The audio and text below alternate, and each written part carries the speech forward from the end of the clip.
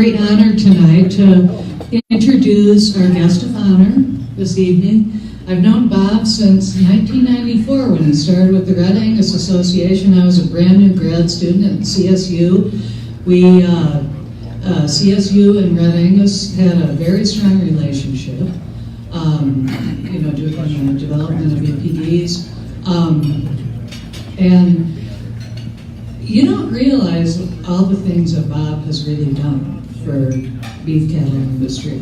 He was so innovative, and he developed the first whole herd reporting system, which Red Angus uses to this day. All of the other breeds, including Simmental, followed suit.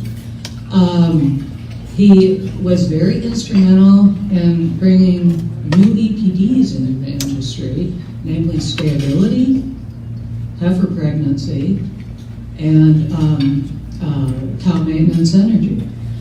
And also he developed the first feeder cattle verification program, industry's first program that. And also he, now that he's in his golden years, okay, he's become the industry's leading historian. And you see that with these wonderful books that we have tonight. He was a co-author on the Breeds of Cattle book. I don't know how many of you have seen that. It's a beautiful book, beautiful illustrations and things.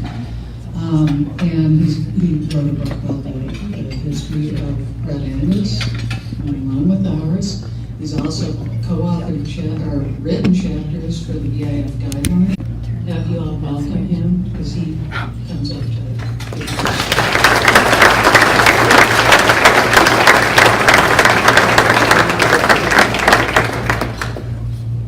Well, thank you.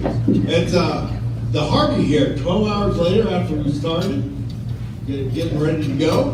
All right, let's do a little exercise because all the people that were helping me, Steve and everybody, and also all the people I interviewed, from Fred and Dave and you, Wade, and all this. Could you just stand up and kind of let's Willie and all the people and get an idea of everybody that was involved in this? Chip, I actually interviewed you earlier, and there's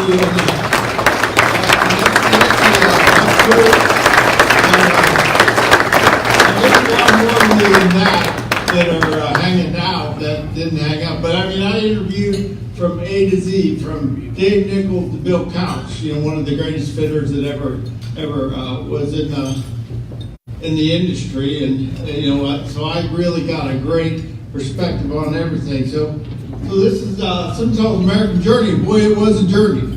You guys have been all over the darn place, and it was fun. I like learning. And my goal was to learn something new every day. And boy, this took care of 8 months. That was fun. Now I thought the journey started with Parisien, but Burt and Moore dug back, and in the 1800s, they were hauling in Simmentals to try as range cattle in the Southwest, and also to cross on jerseys for dairy cattle in New Jersey. And it didn't work out, but they came in, and they actually tried to get them started then, and then they just kind of fell off the map. And then of course, I think the Travers. I'm sorry, I've used that name so many times, I just haven't had to pronounce it, I just had to write it a lot. And he brought in Parisien, and that was a good stroke of luck, because he was a good bull. And a lot of these times when they brought these first bulls in, they weren't necessarily always the great ones. But this turned out to be a good breeding bull and a good display bull. Got the breed off to a great start.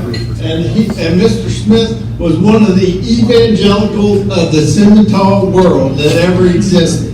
He would talk to anybody. Dave Nichols told me about him. He was just hanging out in the lobby while in Denver, and he was standing still. So Mr. Smith came up and got after him because he said he needed to own some Simmental. So he really got after it, got this breed going. And when he came in 1966, this is what the industry was. We were still in the end of the belt buckle phase. with these smaller cattle. That's actually a Penn State heifer where I went to school. And performance was just getting started. This is Glenn Butts, who helped run the Performance Registry International, PRI, and the Certified Meat Sire Program, and also the State Beef Cattle Improvement Associations were very strong at that point. That's really where the power of performance testing was, not really at the breed associations yet. And so we got to a start. In 1965, we also had yield grades come in, and our cattle had composition problems. They were fat, and they were darn fat, and we really needed some of these continental cattle to lean them up some. But the trouble is they weren't coupled yet with quality grades. They weren't really used much, and so they were there, but it took time to get them coupled and get them used. So we had a lot of cattle with ribeyes like on the left, and I mean we had a problem. We needed some help. And the Simmental Association came in, and it was a really interesting association. It was centered around the cattle, and they had Dale Lynch, who was the first exec. And he had a great background. He had been exec at Performance PRI, Performance Registry International. He was also ran the progeny testing and sire evaluation for Curtis Bull Stud. And he did a nice job. And these guys were pretty radical. I mean, just any way you put it, they were pretty radical. And I mean, his quote from the beginning goes, "From the moment of its inception, the new association cut loose from pedigree fixation, only performance, genetically defined, and market-driven counted." That's a pretty bold statement. Now, I came from Red Angus, and Red Angus was a philosophical breed. And it was formed in 1954 from genetic defect cattle. I mean, that's what they were. And all they wanted to do was implement the new technology of performance testing. They were the first organization to do it. If you took Black Angus at the time, it was the opposite. It was pedigrees and those type of things. It was the breed. It wasn't the philosophy, it was the breed. So those were two opposite things. And this kind of crunched both of them together. And that was kind of an uneasy alliance that still goes on to this day between the philosophy and the breed. And so it's an interesting mix. And so anyway, you still have that, and it's still important, and philosophy is extremely important to this breed. Ray Woodward, I wrote a little section on him. He was extremely important. Dr. Woodward came from Miles City, he's a Montana native. He wrote the rules. He helped develop the Line 1 Herefords, some of the early important genetics work. He wrote the initial rules and regulations for you guys and did a heck of a job because they've stood the test of time. He was also, he brought a lot of the very important bulls over, Bismarck, a lot of those really important early bulls over for ABS. And he was inducted into the Saddle and Sirloin Club in 1991, so he was your first person. You've had three. He was the first person that got in. He was a very, very important person. Now, the founding principles, and again, these are a little radical. Open AI, and at that point, most of the breeds all had closed AI. Like, you couldn't use an Angus bull unless you owned part of them. I mean, they were at studs, but you couldn't register them. Open herd book, no color restrictions. They didn't want full blood as the ideal, and they did not support shows because they were really deathly afraid of fads. And what it came down to is they wanted to have mass production of cattle that would be profitable for both a purebred producer and a commercial producer buying the bulls. And so it was a mass production concept. And then the other concept on the purebred industry is rarity, where you can sell cattle for lots of money to fellow purebred breeders. And it's really two different ways of looking at the industry. They had the former with the philosophy at Simmental when they started, but that's always been kind of a little bit of a tension between those two, the rarity concept and the mass production concept to service commercial producers. And but that's definitely where they came down. That philosophically they wanted to have mass production and have an economy based on the commercial industry. They were lucky enough to grab Don Bannerman, and boy, I got such a kick out of interviewing him. What a wonderful guy. And he was really at the vanguard of the performance movement. He had gone to work for the Montana Beef Cattle Improvement Association, the state association, and he grew it in a couple years from a few hundred up to weight like 1,200, 1,300. It was amazing. It was just amazing how he grew it. So, and he came up, he had so many innovative reports and things, and computerized at Montana State. I mean, he was right at the very tip of the spear when it came to the performance movement. And like I said, you were lucky to get him. And he was enthusiastic. I mean, he would get out there and beat the bush. And I mean, some of the things, you know, they had the national sales that were worked with the state associations, and thousands of people attended at these annual national sales. He got hooked up, you heard about this earlier, with Boeing, and got computerized on a mainframe that was way out ahead of everybody else. They went on herd inventory. Whole herd reporting became a thing that Lauren talked about with total herd reporting. Well, Don Vanderman was doing it way back then with Smile and then the herd handling programs, and he had some of the most innovative reports for your herds. They're all represented up there in the top right. I mean, boy, it was really cool stuff. I mean, it was really cool stuff. How far ahead they were. All right, let's see if I can get another slide. Okay, now this was really what put Simmental on the map. The 1971 SIRE summary. And this was from field data. That had never been done. It had always been structured progeny tests. And they talked about bluff earlier during the day. And that was the first to use that in America. And this was a dream of Don Bannerman's. And all he didn't have the expertise or the money were the only problems. So he talked Ray Woodward into loaning him Paul Miller, Dr. Miller, who was on sabbatical at ABS, to write the program. And then he absconded with the money for a film to promote Simmental to print the thing and put it together and did a program. So, I mean, there was nothing that would, when Don got something in his head, by golly, he got it done. And that was, I mean, this is really what put Simmental on the map as the great performance breeding got it moving. And it got its personality. And then they did it every year after that. Tremendous accomplishment. Now there's some young men that for 6 years BIF gave out the Organization of the Year. Except Simmental was always winning it, so they kind of retired it because it got a little embarrassing. Now the guy on the left is Rob Brown, and he's going to go in the Saddle and Sirloin Club on November 11th in Louisville, and I hope that many of you can make it as possible, because it's quite an honor for Rob to be in there. As you read this book, he was extremely important to the history of this organization. The young man in the middle is Dave Nichols, who was president of BIF at the time.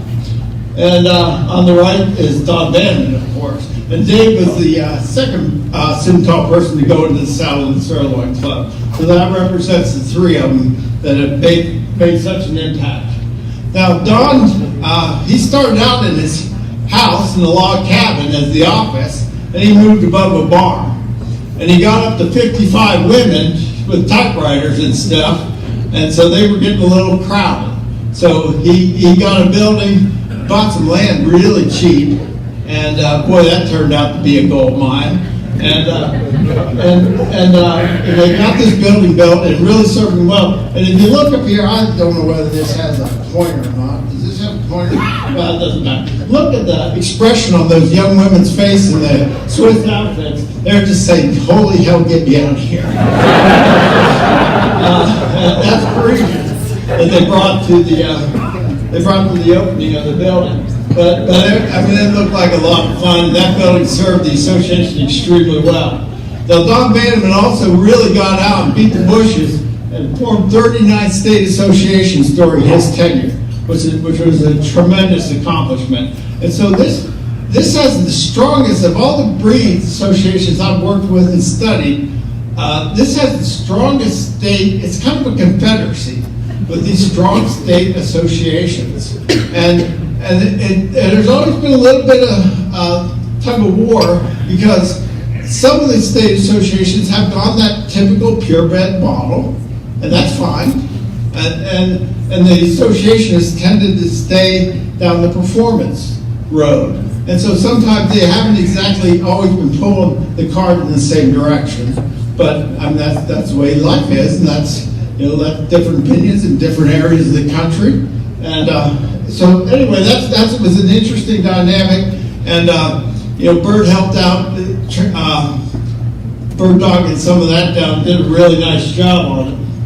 In 1975, boy, they were getting up, they went from 0 registrations, they were typing up around 80,000.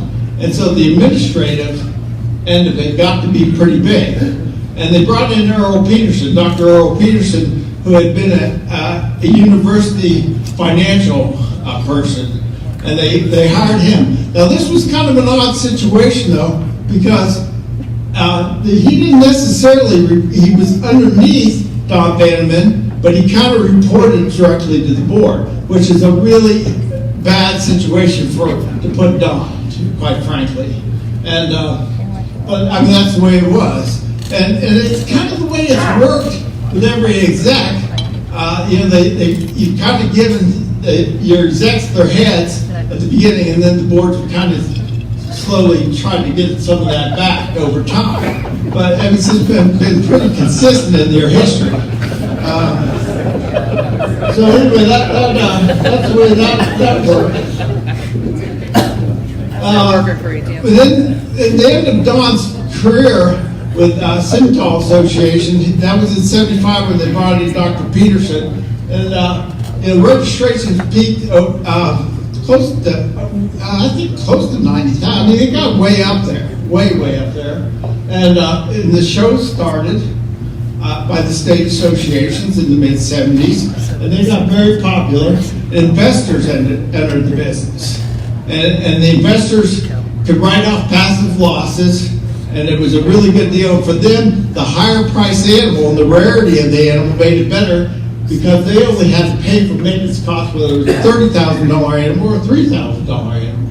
So actually the higher the price benefited them from a tax write-off.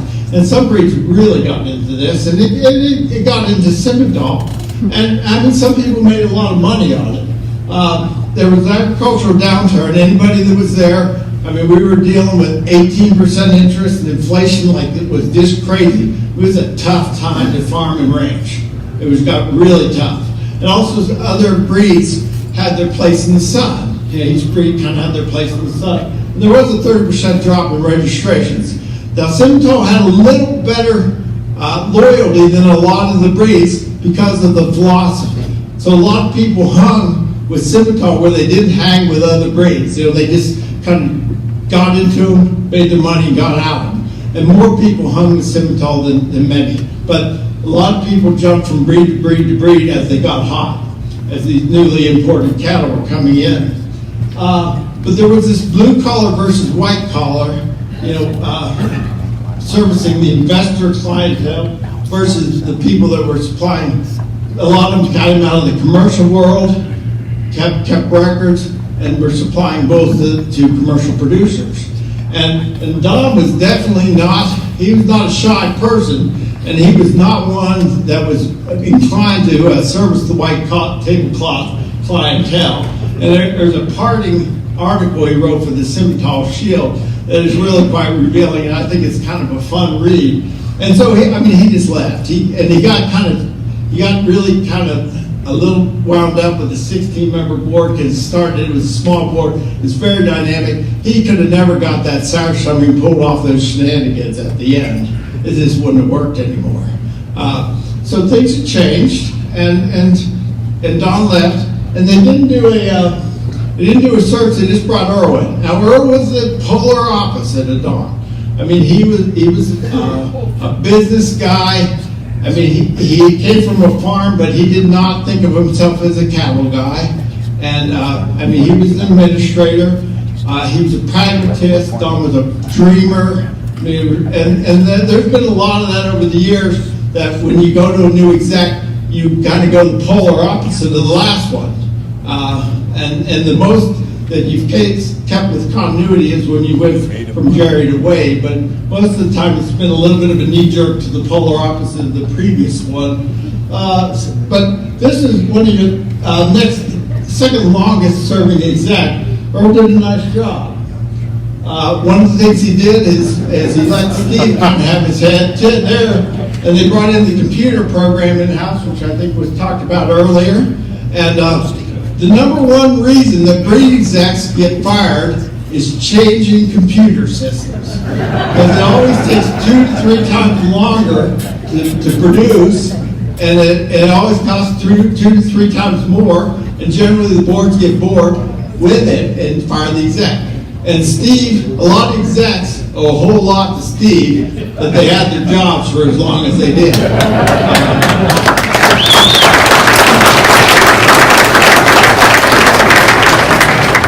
The other thing that came out, and this was all gone through earlier, was Cornell. They brought Cornell on board.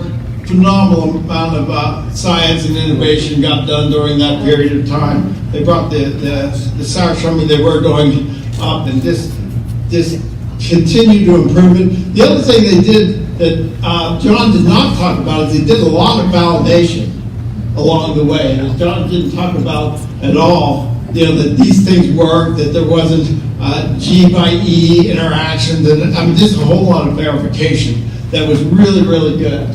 So John, next time, you need to get all that validation stuff in there. And that's Dick Quass on the left. There wasn't a picture of him earlier. All right, but in the 1980s, even though Cornell was rocking along with all this neat stuff on genetic predictions, the show ring really took over the breed in many ways. And the state associations were driving it. And we can kind of snicker at those, but like that animal up on the top right, that was pretty much ideal for the time. I mean, that was a pretty good animal in its day. It was pretty correct because a lot of those cattle got pretty straight shoulders and straightened their hocks because it just made them taller. And so I mean, there were some problems. And you guys had, like I said, you had some really top-notch fitters, Dick Overpack, Johnny Hough, Bill Couch. I mean, you attracted some of the good ones, and they knew how to pick cattle, and they got that. The other thing is Simra had come in earlier under Don, and that also hit its peak in the 80s. At that point, full bloods and Simra made 25% of the registry, even though you didn't call them full bloods at that time. They were animals born before animal. There was some other designation for them. So they peaked out.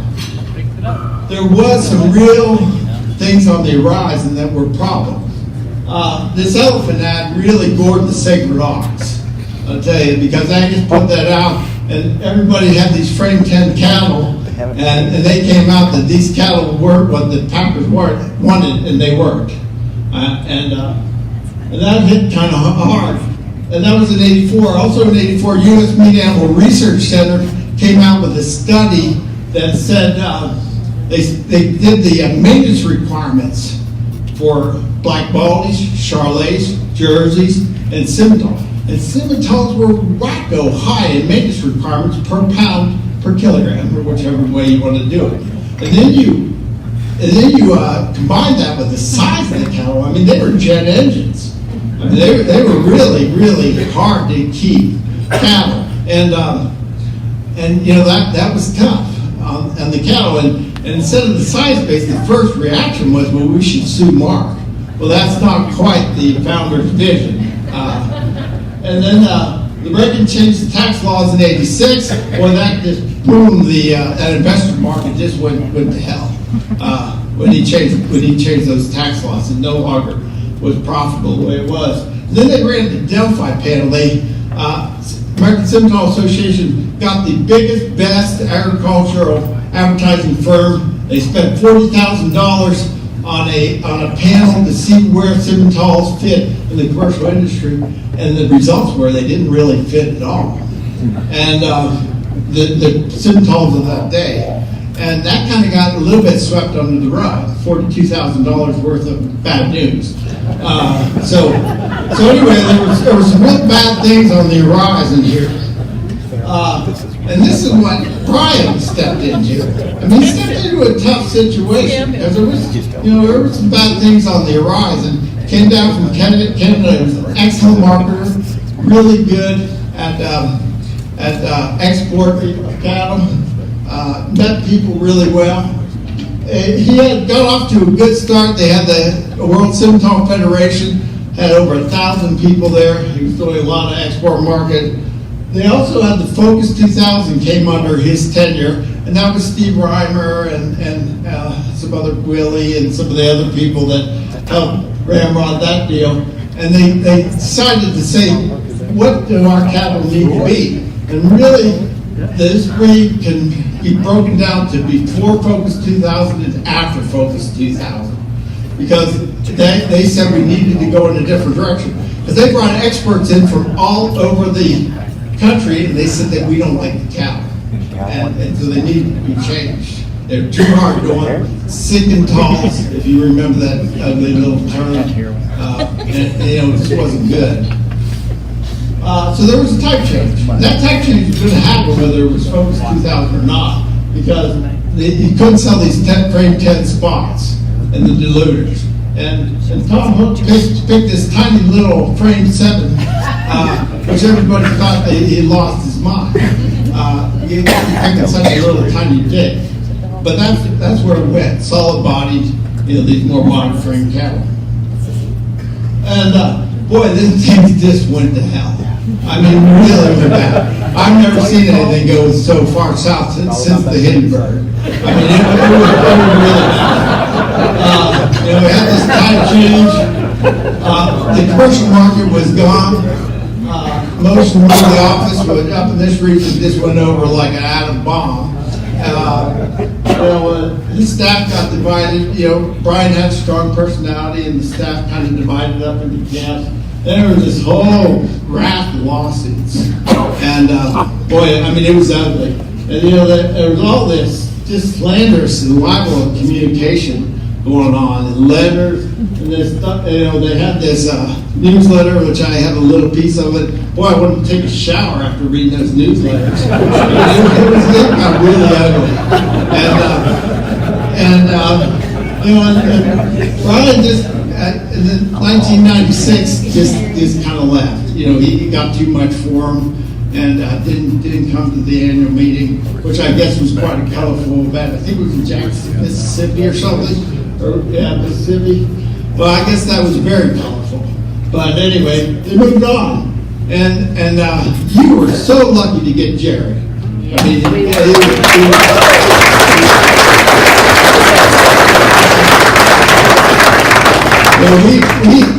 in the industry, we had kind of thought he lost his mind, because we didn't think this was a sinking ship. We thought this ship was on the bottom of the ocean. I mean, truly, we thought this wasn't going to come back. And I don't know any other breeds that have gotten off the no-buy list once they're on.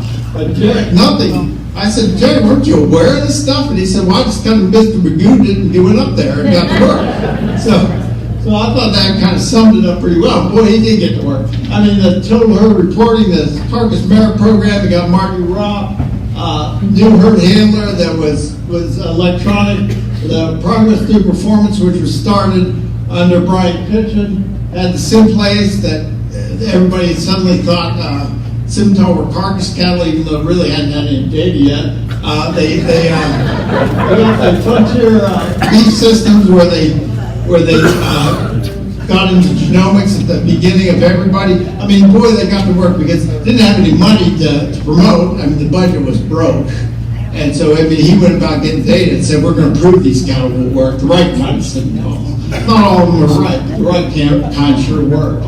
The other thing, and this really wasn't led by the association, but just naturally, things turned black. I mean, 90% of the registry is now black.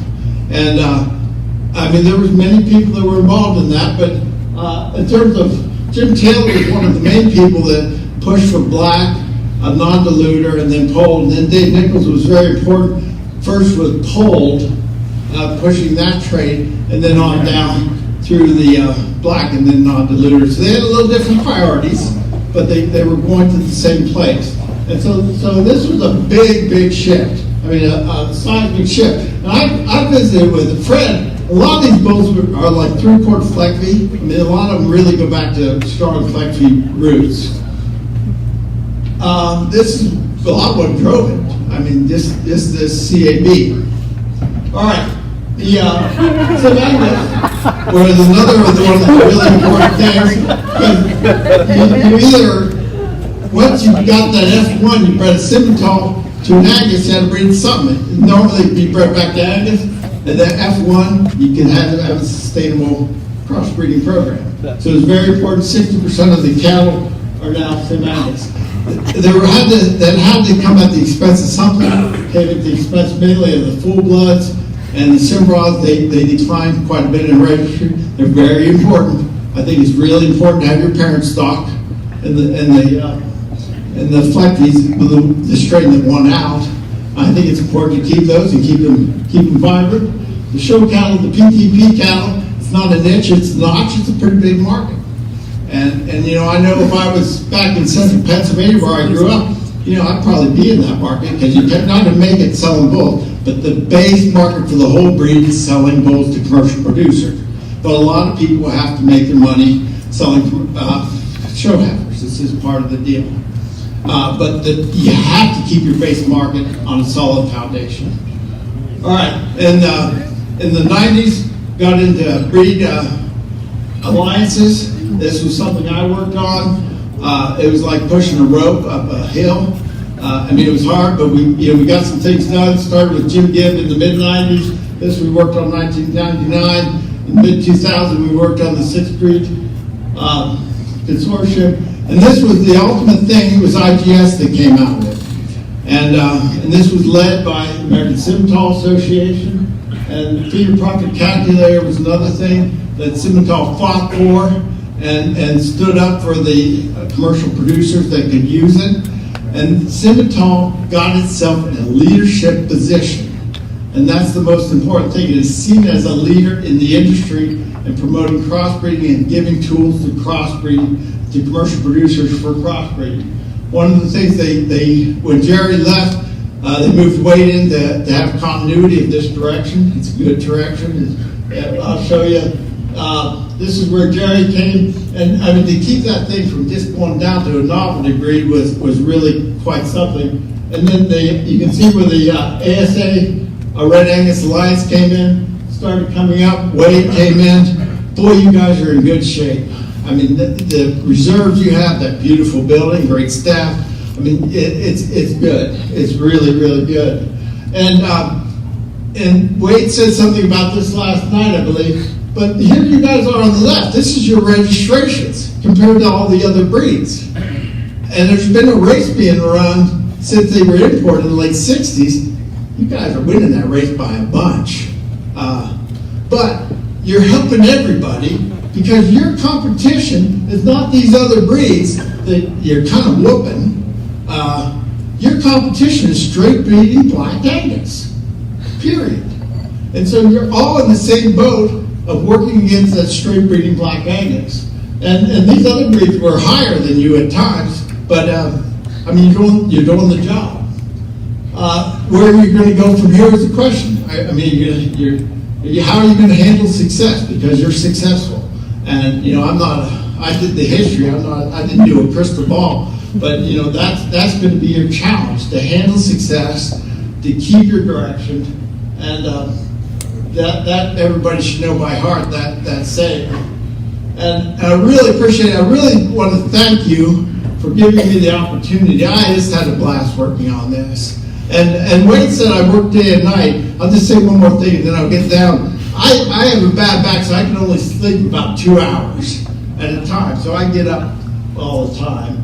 And, you know, I get up and I think around, send an email out or work on something. And I do that at ungodly hours. And then somebody would respond.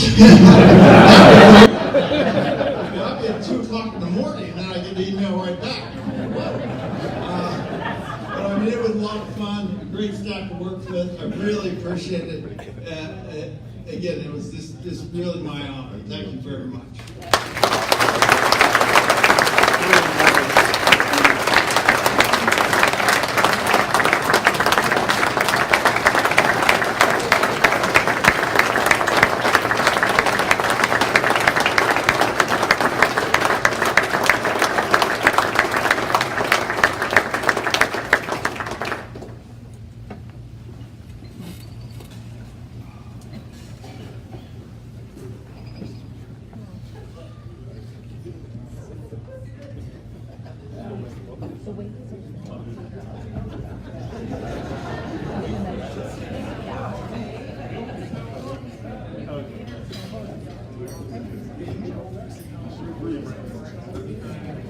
Thank you.